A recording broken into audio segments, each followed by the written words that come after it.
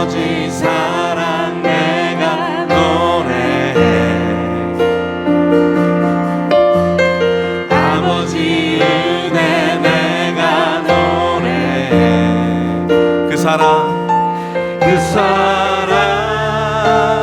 변함없으신 거짓 없으신 성실하신 그 사랑, 상한 갈 때 꺾지 않으시는, 상한 갈 때 꺾지 않으시는, 꺼져가는 등불 끄지 않는, 꺼져가는 등불 끄지 않는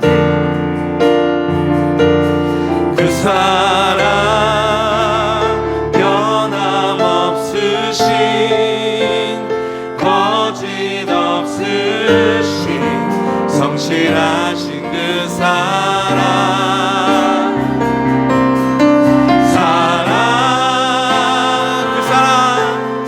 그 사랑 날 위해 죽으신, 날 위해 다시 사신 예수 그리스도, 다시 오실 그 사랑, 죽음도 생명도 천사도 하늘의 어떤 관세도 끊을 수 없는 영원한 그 사랑 예수. 이제 저희들에게 주시는 우리 하나님 말씀 같이 읽고 이제 말씀을 나누기를 원합니다. 오늘은 구약성경 시편 말씀 가지고 함께 나누기 원하는데요. 시편 27편 1절에서 8절까지의 말씀입니다. 시편 27편 1절을 제가 읽고 우리 8절까지 한 절씩 교독하도록 하겠습니다. 여호와는 나의 빛이요 나의 구원이시니 내가 누구를 두려워하리요? 여호와는 내 생명의 능력이시니 내가 누구를 무서워하리요? 내 살을 먹으려고 내게로 왔으나 나의 대적들 나의 원수들인 그들은 실족하여 넘어졌도다. 군대가 나를 대적하여 진칠지라도 내 마음이 두렵지 아니하며 전쟁이 일어나 나를 치려 할지라도 나는 여전히 태연하리로다. 여호와께 바라는 한 가지 일 그것을 구하리니 곧 내가 내 평생에 여호와의 집에 살면서 여호와의 아름다움을 바라보며 그의 성전에서 사모하는 그것이라. 여호와께서 환난 날에 나를 그의 초막 속에 비밀히 지키시고 그의 장막 은밀한 곳에 나를 숨기시며 높은 바위 위에 두시리로다. 내가 그의 장막에서 즐거운 제사를 드리겠고 노래하며 여호와를 찬송하리로다. 여호와여 내가 소리내어 부르짖을 때에 들으시고 또한 나를 긍휼히 여기사 응답하소서. 내 얼굴을 찾으라 하실 때에 내가 마음으로 주께 말하며 여호와 내가 주의 얼굴을 찾으리다 하였나이다. 아멘. 네, 자리에 앉으시기 바랍니다. 한국 역사에서 민족 지도자라고 할 수 있는 백범 김구 선생님 여러분 잘 아실 것입니다. 일제 강점기 때 독립운동가이셨고 한반도가 남북으로 갈라지는 그 현실을 어떻게 해서든 막아보시고자 열심히 노력하신 그런 분이고요. 1949년 그러니까 6.25 전쟁이 일어나기 딱 1년 전에 흉탄에 맞아서 서거하셨는데 그분이 남기신 그 백범일지라는 그런 책이 있지 않습니까? 거기에 보면 이 나의 소원이라는 이 제목의 글이 있습니다. 나의 소원, 내 소원이 무엇이냐 하고 하나님이 물으시면 나는 서슴지 않고 내 소원은 대한 독립이요 대답할 것이다. 그 다음 소원은 무엇이냐 하면 나는 또 우리나라의 독립이요 할 것이요. 또 그 다음 소원이 무엇이냐 하면 세 번째 물음에도 나는 더욱 소리 높여 나의 소원은 우리나라 대안의 완전한 자주 독립이요 대답할 것이다. 나 김구의 소원은 이것 하나밖에 없다. 내 70평생 이 소원을 위해 살아왔고 현재도 이 소원 때문에 살고 있으며 미래에도 이 소원을 달성하려고 사는 것이다. 이런 글을 남기셨는데 여러분 만약 하나님께서 여러분에게 한 가지 소원을 말하라고 한다면 여러분은 어떤 소원을 얘기하시겠습니까? 어떤 책에 보니까 보통 사람들은 기본적으로 그 마음속에 7가지의 소원을 가지고 있다고 합니다. 심신의 건강, 그리고 마음의 평화, 그리고 종교, 행복한 가정, 적성에 맞는 직장, 좋은 친구들, 그리고 넉넉한 재물, 이런 소원을 가지고 있다고 하는데, 여러분 혹시 이 중에 한 가지가 여러분의 소원이지 않습니까? 어떻습니까? 지금 최근에 그 수요 예배 때 사무엘상 이 본문을 가지고 다윗의 이야기를 나누고 있는데요, 저는 오늘 다윗이 쓴 시편 27편을 통해서 다윗은 어떤 소원을 가지고 있는지, 그리고 그것이 믿음의 삶을 살고 있는 우리들에게, 또 여러분들에게 어떤 메시지가 되는지 이것을 같이 나누는 시간이 되었으면 좋겠습니다. 그러기 먼저 시편 27편의 좀 배경을 알 필요가 있는데, 이 시는 다윗이 추격을 받으면서 도망다니는 신세가 되었을 때, 쫓겨다닐 때 쓴 시로 알려진 것이 시편 27편입니다.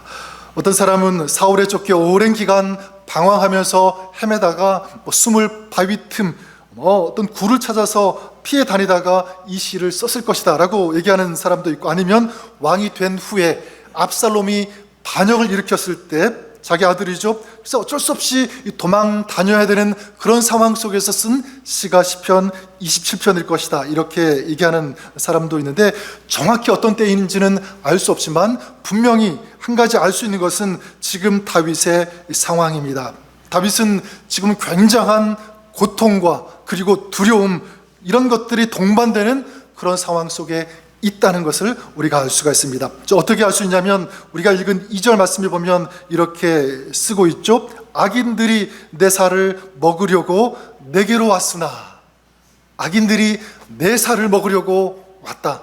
굉장히 끔찍한 잔인한 그런 상황 아닙니까? 또 3절에도 보면 군대가 나를 대적하여 진칠지라도, 나를 잡기 위해, 죽이기 위해 군대가 동원되어 가지고요 추격하고 쫓아오고 있고 지금 둘러싸고 있는 그런 상황 가운데 있다고 하는 것입니다. 여러분, 만약 여러분이 이런 상황 가운데 있다면 여러분들은 어떤 소원을 얘기하시겠습니까? 여러 가지 꼽을 수 있겠죠. 나를 추격하는 이 사람들, 이 세력들이 빨리 다 죽어버리고 사라졌으면 좋겠다. 그래서 지긋지긋한 이 도망자의 신세가 좀 제발 빨리 끝났으면 좋겠다, 이런 마음. 그리고 실추되었던 나의 명예가 다시 회복되어지고 사람들 앞에 당당하게 설 수 있는 그런 시간이 빨리 왔으면 좋겠다, 이런 마음 같지 않겠습니까? 자, 그런데 다윗은 이런 순간에 어떤 소원을 말하냐면, 우리 4절 말씀 우리 같이 한번 다시 읽도록 하겠습니다. 4절입니다. 내가 여호와께 바라는 한 가지 일, 그것을 구하리니 곧 내가 내 평생에 여호와의 집에 살면서 여호와의 아름다움을 바라보며 그의 성전에서 사모하는 그것이라. 내가 여호와께 바라는 한 가지 일, One thing I ask of the Lord. 그러니까 이 세번역 성경으로 보니까 이렇습니다. 주님, 나에게 단 하나의 소원이 있습니다. 나는 오직 그 하나만 구하겠습니다. 그것은 한평생 주님의 집에 살면서 주님의 자비로우신 모습을 보는 것과 성전에서 주님과 의논하면서 살아가는 것입니다. 여러분, 다윗이 구한 것은 지금 지긋지긋하게 자신을 괴롭히고 있는 이런 위험한 상황에서 벗어나는 것, 그것이 아니었습니다. 다시 왕의 자리에 올라서 영예를 회복하는 것, 그것도 아니었습니다. 지금 다윗이 구하고 있는 것, 바로 하나님인 줄 믿습니다. 하나님의 집에서 하나님을 바라보면서 사모하면서 하나님께 나아가는, 하나님과 함께 살아가는 이것, 바로 하나님과의 관계입니다. 이것이 다윗의 유일하고 가장 큰 소원 중에 소원이었다. 여러분, 이런 다윗의 소원을 보면서 어떤 생각이 드십니까? 다윗이 지금 너무 오래 쫓겨다니고 광야를 헤매다가 보니까 너무 현실 감각이 떨어진 것 아닌가, 이런 생각 가질 수도 있을 것입니다. 아니면 지금은 좀 특별한 경우니까 이런 기도, 이런 소원을 가졌을 것이다, 이렇게 생각할 수도 있겠죠. 그런데 여러분, 그렇지가 않습니다. 지금 여기서 말하고 있는 이 다윗의 고백은 다윗이 평생에 가졌던 그런 소원임을 알 수가 있습니다. 그냥 소원이 아니라 가슴 속에서 불타올랐던 그런 소망이다. 어떻게 알 수 있냐면, 다윗이 양을 칠 때, 목자일 때 우리가 잘 아는 바와 같이 그는 어떻게 합니까? 하나님을 부르고 하나님을 찬양하고 하나님과 동행하고 하나님께 기도하죠. 왕이 되어서도 마찬가지입니다. 그것이 변하지가 않습니다. 역대상 23장 또 25장에 거기에 보면 왕이 되어서 성전을 짓게 되는데, 성전을 짓고 수많은 4,000명이 되는 많은 사람들, 성가대 연주자들을 다 동원해가지고요, 거기에서 같이 하나님을 노래하는, 또 예배하는 그런 모습이 소개가 되고 있습니다. 이것이 다윗의 평생에 가졌던 그런 소원임을 알 수가 있습니다. 저는 오늘 저 자신과 여러분들에게 도전합니다. 만약 누군가 여러분들에게 소원을 말해 보십시오 라고 말한다면, 저는 저의 대답, 우리의 대답은 아주 심플하고 아주 단순했으면 좋겠습니다. 저의 평생은 주님입니다. 주님과 함께하면서 주님을 바라보는 것, 이것이 저의 소망이고 소원입니다. 저는 이것이 우리 신앙의 가장 핵심이고요, 또 가장 본질이 되는 이 고백인 줄 믿습니다. 자, 그러면 왜 단순한 이 소원, 이 고백이 중요할까라고 할 때 바로 이 이유 때문에 그래요. 이 단순한 소원, 이 고백이 참된 능력이 되기 때문에, 그리고 정말 참된 축복이 되기 때문인 줄 믿습니다. 여러분, 혹시 그 볼링 경기, 볼링 쳐보신 적 있으세요? 쳐보시지는 않아도 아마 어떤 경기인지는 아마 아실 거라고 생각합니다. 저도 예전에 한 1년에 한 번, 두 번 아주 가끔씩 이렇게 친 적이 있는데, 제 기억으로 한 5년 전이었던 것 같아요. 수년 전 이제 목사님들과 함께 이제 볼링을 친 적이 있었는데, 그때 굉장히 놀라운 일이 벌어졌습니다. 그게 뭐냐면, 제가 마지막 공을 던져서 점수가 나왔는데 몇 점이었냐면 무려 221점이 나온 거예요. 별로 놀라시지도 않는 것 같아요. 당연히 그 정도 나오는 것 아니냐? 그런 표정이신 것 같은데, 이 점수는 굉장한 거예요. 프로 선수들도 막 나올까 말까 한 그런 점수, 보통은 100점 중반 이렇게 나오는데 엄청난 점수죠. 저도 처음 이 점수를 받았으니까 막 너무너무 기뻤고 또 굉장히 놀랐습니다. 좀 이 볼링 쪽으로 진출해야 되는 것 아닐까 그런 생각이 들 정도로. 그래서 볼링에 대해서 제가 찾아보니까, 이 볼링은요, 종교개혁가 마틴 루터가 만들었다고 하는 그런 이야기가 있습니다. 마귀를 상징하는 이 곤봉 핀들을 앞에 쭉 세워놓고 이제 공을 굴려서 넘어뜨리는 거죠. 어떻게 보면 굉장히 복음적인 그런 경기가 이 볼링이 아닐까 그렇게 생각을 합니다. 제가 처음 이 볼링을 접했을 때 생각을 해보니까, 그때는 어떻게 했냐면, 앞에 10개의 핀이 있지 않습니까? 그러면 공을 던질 때 그 10개의 핀이 다 넘어질 것을 생각하고 10개의 핀을 한눈으로 다 보면서 던졌던 것 같아요. 근데 그게 틀렸습니다. 나중에 알았는데, 이 고수들은 그렇게 치지 않는다는 것을 알게 되었습니다. 고수들, 그리고 이 볼링을 잘 치는 사람들은 맨 앞에 있는 이 핀, 이 킹핀이라고도 하는데, 그 핀에 집중해서 그걸 넘어뜨리기 위해서 공을 던진다는 거예요. 그 핀에 정확히 맞으면 나머지 9개의 핀들은 자동적으로 넘어가기 때문에. 그래서 이 볼링은 핀 10개를 넘어뜨려야 하는 그런 경기지만, 사실은 한 개의 핀을 정확히 맞추느냐 맞추지 못하느냐, 이 경기가 바로 볼링이라고 생각합니다. 저는 우리의 신앙의 능력도 여기에서 나온다고 믿습니다. 우리의 인생이, 우리의 삶이 하나님께 얼마나 잘 맞춰져 있는가, 하나님께 얼마나 잘 맞추어서 가고 있는가, 여기에 우리의 신앙의 승부가 달려있다고 믿습니다. 왜 우리가 살아가면서 우리의 신앙이 자꾸 떨어지고 약화되고 힘을 잃는 그 이유가 무엇일까요? 상황이 어려워서, 아니면 교회에 좋은 프로그램들이 없어서, 좋은 목회자들, 설교가 없어서? 절대로 그렇지 않습니다.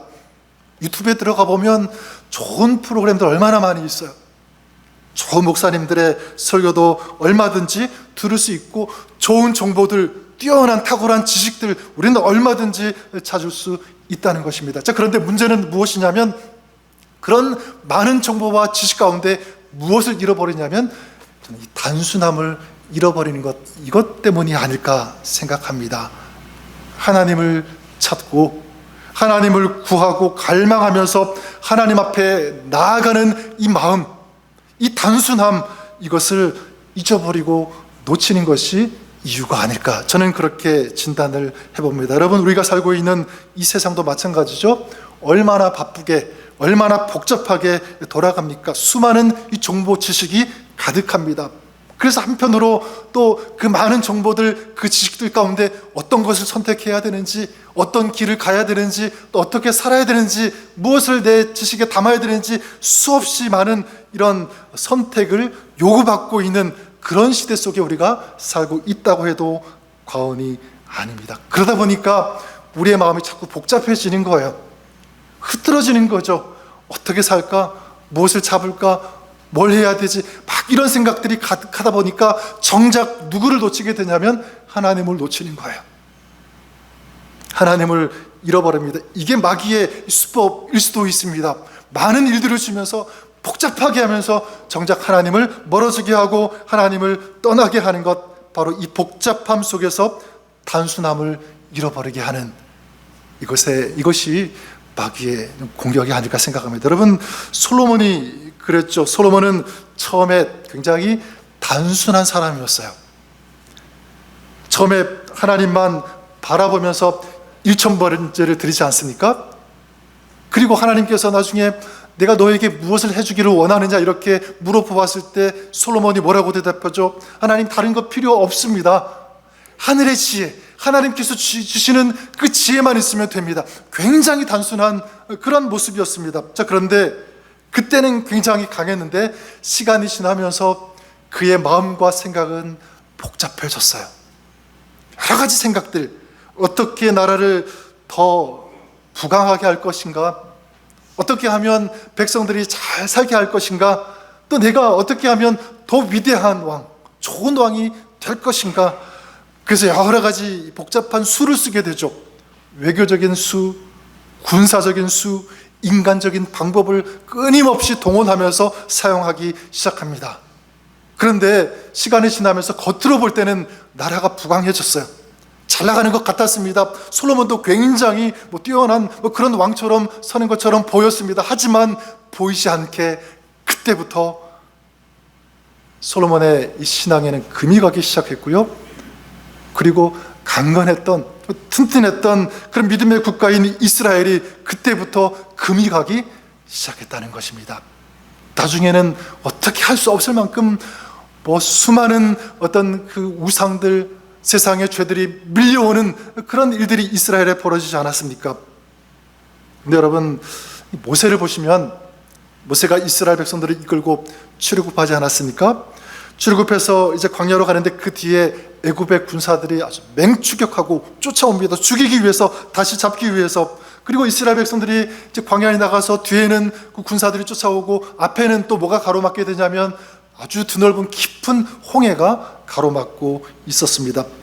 이제 이스라엘 백성들은 길이 막혔다, 우리는 이제 다 죽게 생겼다, 큰일 났다 라고 생각하면서 모세를 바라보면서 원망하기 시작합니다. 그때 아마 이 모세도 그런 생각 들었을 거예요. 뒤에는 막 군사들이 쫓아오니까 막 그거 보랴, 앞으로 전진해야 되는데 앞에는 홍해가 가로막혀 있지. 그리고 이제 어떻게 해야 되지? 우리가 어떻게 하면 살 수 있을까? 뭘 해야 될까? 막 이 생각, 이 마음이 복잡했을 것입니다. 자, 그런데 모세는 달랐어요. 그 상황에서, 그런 복잡한 상황에서 한 가지를 선포합니다. 그게 이제 출애굽기 14장 13절에 나오는데 제가 읽어드리면 이렇습니다. 너희는 두려워하지 말고 가만히 서서 여호와께서 오늘 너희를 위하여 행하시는 구원을 보라. 모세는 복잡한 상황에서 단순하게 누구를 바라봅니까? 하나님을 바라보고, 어떻게 어떻게 하면 살까? 복잡한 다양한 수를 생각할 수 있는 그 상황 속에서 한 가지 수를 생각합니다. 하나님이 우리에게 행하시는 그 구원을 보자, 기대하자. 바로 하나님이었죠. 그리고 가지고 있던 이 지팡이를 이 홍해로 내밀었을 때 그 홍해가 어떻게 되었습니까?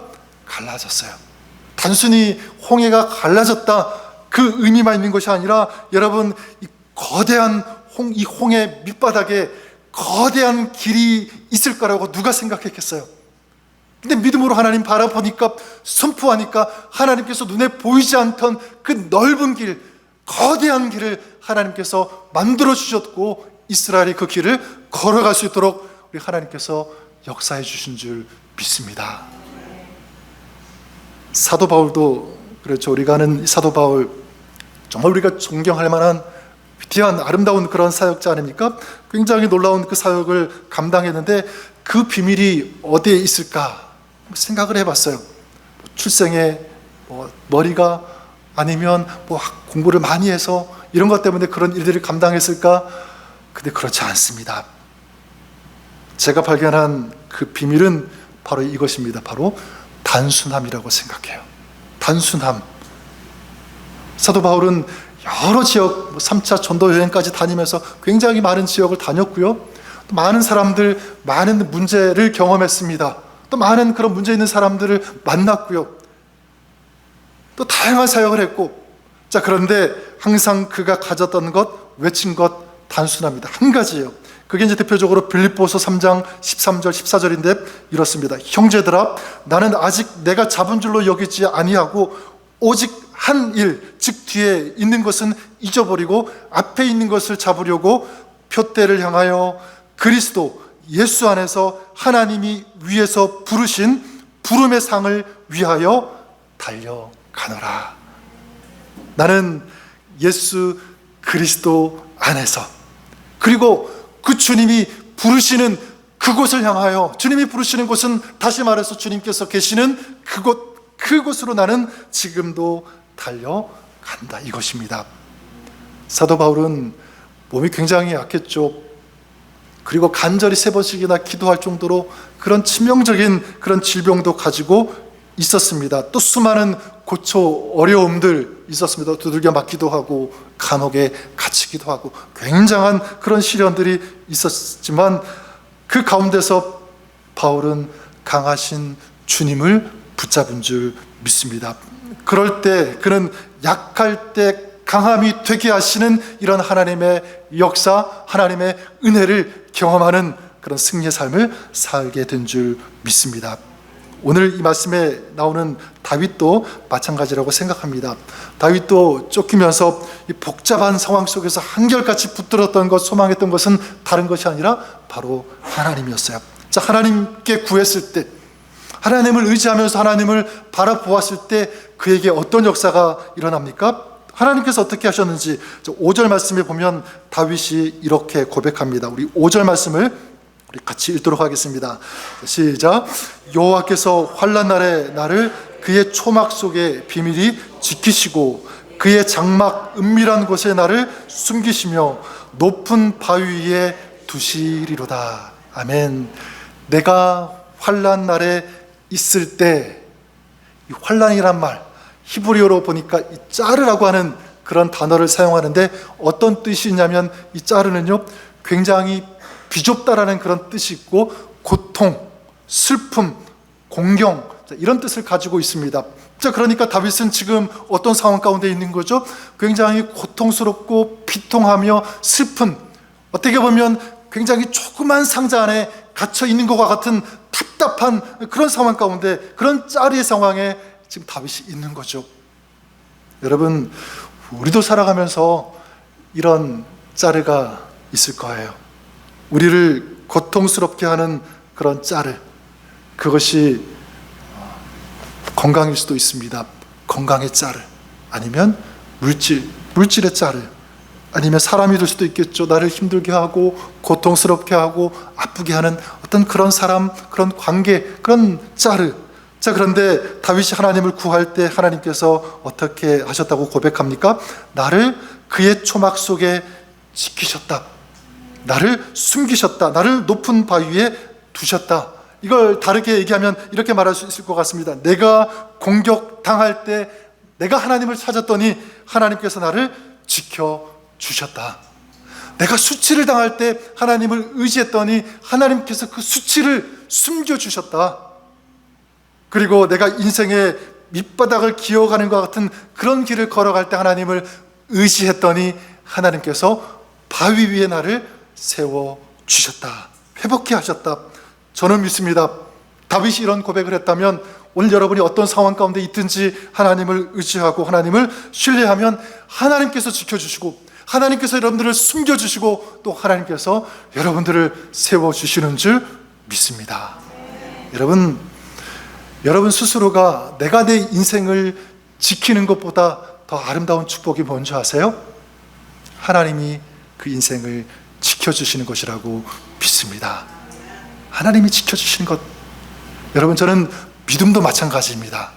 우리는 내가 내 믿음 잘 지켜야지, 믿음 지키며 살아가야지 라고 이렇게 얘기하는데, 여러분 사실 근본적으로 보아도 여러분 이 믿음은 내가 지키는 것이 아니라 내가 하나님을 의지하고 하나님 바라보면 우리의 믿음을 누가 지켜주시냐면 우리 주님께서, 성령께서, 우리 하나님께서 우리의 이 소중한 아름다운 믿음을 지켜주시는 줄 믿습니다.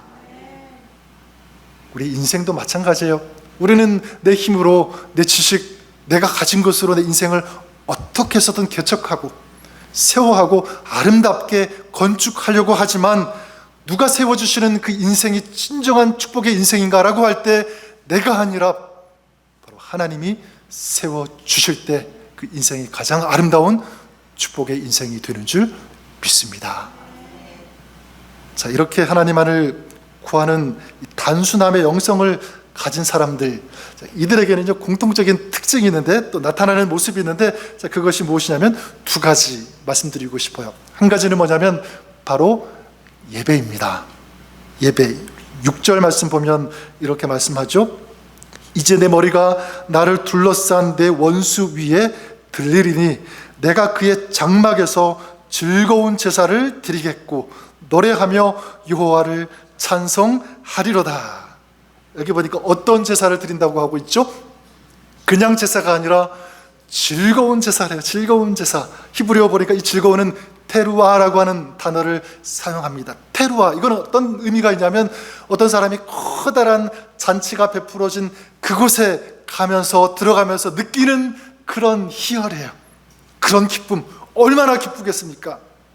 그런 잔치집에 들어가니까 여러분들의 예배는 어떤 예배입니까? 만약 우리가 드리는 예배가 종교적으로, 습관적으로 아니면 의무적으로 온다면 그런 기쁨 없겠죠. 하지만 하나님께서 예비하신 그 은혜를 내가 맛보고 보고 싶다. 그 은혜의 근원 되어주시는 하나님을 내가 오늘 만날 수 있다는 이 기대가 있으면 우리의 예배, 우리의 제사도 마찬가지 이 테루와 이 기쁨의 이 즐거운 예배가 되는 줄 저는 믿습니다. 4절 말씀에 보면 내가 내 평생의 여호와의 집에 살면서 여호와의 아름다움을 바라보며 이렇게 말씀하고 있어요. 여호와의, 하나님의 아름다움을 바라본다. 이 마음을 가지고 나오는 거죠. 여러분 연애할 때 사랑하는 사람 한번 그때를 한번 생각해 보세요. 아니 지금 사랑하는 사람이 있다면 그분을 한번 생각해 보십시오. 사랑하는 사람의 그 얼굴 생각하면 여러분 어떤 기분이 드시죠? 찜찜한 표정을 지으시는데 기쁘지 않습니까? 즐겁죠? 그래야 돼요. 우리 사랑하는 자녀들, 가족들, 친구들 생각하면 너무 좋잖아요. 여러분 정말 사랑하는 사람의 그 얼굴을 우리가 본다면 또 기억한다면 심장이 막 뛰어든다고 생각해요. 쿵깍쿵깍 뛰어야죠. 여러분 사람도 그런데 하물며 하나님의 아름다움을 보는 사람의 마음은 어떻겠습니까? 여기서 하나님의 아름다움이라는 것은 이 하나님의 전 성품 그리고 하나님이 가지고 오신 모든 능력을 다 포함하는 그런 단어가 바로 하나님의 아름다움이에요. 하나님의 성품, 하나님의 그 전능하심, 하나님의 그 능력, 하나님께서 베풀어 주시는 그 은혜, 이런 모든 것들을 바라보는 것, 또 기대하는 것, 또 하나님께서 나에게 그것을 주실 거라는 이 믿음을 갖는 것, 여러분 그때 드리는 그 예배가 기쁨의 예배가 되는 줄 믿습니다. 이런 기쁨이 있는 예배를 드리시는, 또 예배 가운데 하나님께서 베풀어 주시는 이 은혜의 기쁨을 경험하시고 누리시고 맛보시는 여러분의 예배, 또 여러분의 예배의 삶이 될 수 있기를 우리 주님의 이름으로 간절히 축원합니다. 그리고 하나님만을 구하는 이 단순함의 영성을 가진 사람에게 나타나는 모습 또 한 가지는 바로 기도입니다. 7절에 여호와여 내가 소리내어 부르짖을 때에 들으시고 또한 나를 긍휼히 여기사 응답하소서. 바로 기도인 줄 믿습니다. 저는 마지막 이 말씀을 정리하면서 이 하나님의 음성을 듣는 법이라는 책을 쓰신 찰스 스탠리라고 하는 이 목사님의 아들 앤디 스탠리 목사님의 그 이야기를 소개하면서 좀 말씀을 정리할까 하는데, 이 앤디 목사님이 이제 사역을 하면서 극심한 어려움에 직면했다고 합니다. 굉장히 낙심하고 좌절할 수밖에 없는 그런 상황 가운데 있었는데, 그때 좀 나이가 좀 지극히 잡수신 성도님이 계셔서 그 성도님이 자기 집에 신방 요청을 하셨어요. 이 앤디 목사님은 직감적으로 나를 이 성도님이 위로하기 위해서 부르셨구나, 신방 요청을 하셨구나, 이렇게 느끼고 집에 가게 되었는데, 집에 가니까 그 성도님이 어떤 그림을 보여주는데 폴 루벤스가 그린 이 사자굴의 다니엘이라고 하는 그림을 보여주었습니다. 한번 여기 그림에 나올 텐데 이런 그림이에요. 사자굴의 다니엘. 이 그림을 이 앤디 목사님에게 보여주면서 이 성도님이 이렇게 물어보았습니다. 목사님, 이 그림에서 무엇이 보이죠? 무엇을 볼 수 있습니까? 이 목사님이 대답합니다. 사자 몇 마리와 굴 안으로 들어오는 빗줄기, 그리고 이 다니엘이 보입니다. 자, 이렇게 얘기했습니다. 그때 이 성도님이 또 얘기하는 거예요. 더 자세히 한번 보십시오. 뭐가 보이는지 더 자세히 보십시오. 이 목사님이 아무리 보아도 사자와 저 햇빛, 다니엘, 이런 상황밖에 더 이상 보이지 않는다고 이렇게 얘기했습니다. 그때 이 성도가 목사님에게 이렇게 얘기했답니다. 다니엘의 눈빛을 한번 보십시오. 그의 눈은 지금 사자가 아닌 하나님을 향하고 있습니다. 이 말을 딱 듣는 순간 이 목사님의 가슴에 뭔가 쾅 친 것 같은 그런 느낌이 들었답니다. 하나님께서 말씀하시는 걸로, 성령께서 깨닫게 해주시는 그런 하나님의 음성으로 들리기 시작했다는 거예요. 그렇구나, 내가 하나님을 바라보고 있지 않았구나. 여러분, 우리도 살다 보면 다양한 문제들 만나지 않습니까? 근데 여러분, 승리의 길은 복잡한 것을 찾고 거기에 있는 것이 아니라 단순함에 있는 줄 믿습니다. 하나님을 바라보는 거예요. 여러분, 고난이 있을 때 그 고난이라는 사자에게 눈길을 주지 마십시오. 어려움이 있을 때 어려움이라고 하는 그 사자에 눈길을 주는 것이 아니라 하나님을 바라보시는, 또 하나님을 의지하시고 하나님께 구하시는 그런 여러분, 우리가 될 수 있기를 주님의 이름으로 간절히 축원합니다. 그래서 8절 말씀, 오늘 마침 끝절에 이렇게 말씀하고 있죠. 너희는 내 얼굴을 찾으라 하실 때에 내가 마음으로 주께 말하되 여호와여 내가 주의 얼굴을 찾으리이다 하였나이다. 여러분, 지금 이 다윗의 이 고백, 이 소원, 누구의 소원인 것을 알 수가 있죠? 바로 하나님의 소원인 줄 믿습니다. 너희는 내 얼굴을 찾으라. 이것이 저와 여러분 우리의 소원이 되고 우리의 소망이 되고 우리의 고백이 되고 우리의 삶이 될 수 있기를 주님의 이름으로 간절히 축원합니다. 기도하겠습니다. 하나님 아버지, 너는 내 얼굴을 찾으라. 이것이 우리에게 주시는 주님의 메시지, 강력한 주님의 음성인 줄 믿습니다. 복잡하고 다양한 또 힘든 일이 많은 이 세상 속에서 더욱더 주님을 향한 이 믿음의 단순한 이 시선, 하지만 강력한 이 세상 무엇과도 비교할 수 없는 가장 파워풀한 것이 주님을 향하는 이 믿음, 이 소원, 이 결단에서 나옴을 저들이 믿게 하여 주시옵소서. 그 믿음을 통하여 역사하시며 길을 여시고 우리를 숨겨주시고 우리를 지켜주시는 그런 하나님의 은혜와 그 하나님의 역사하심을 우리 살아가는 평생 동안 경험하게 하시고 그 주님을 만나는 이런 진정한 축복이 있는 그런 저희들 되게 하여 주옵소서. 귀한 물질 구분하여 감사함으로 우리 하나님 앞에 올려드리오니 주님 기뻐 흠양하여 주시옵소서.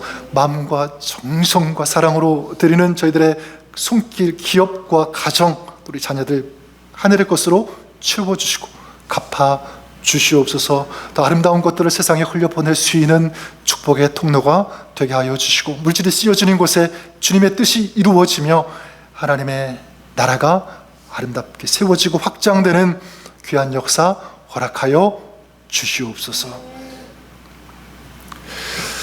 이제는 우리를 구원해 주신 예수 그리스도의 크신 은혜와 우리 하나님 아버지의 크고 놀라우신 사랑하심과 성령님의 내주교통 함께 역사 동행하심이 믿음의 삶을 살기로 소원하며 결단하며 나가는 주의 성도들 머리 위에, 저들의 삶 위에, 가정 위에, 우리 자녀들 모든 범사 위에, 또 하나님께서 세워주신 우리 일랜드 오늘의 교회 믿음의 공동체 위에, 또 하나님께서 보내어주신 세계 곳곳을 위해서 또 섬기시는 우리 선교사님들, 또 사역자들 위에 이제로부터 영원까지 항상 함께 있을지어다.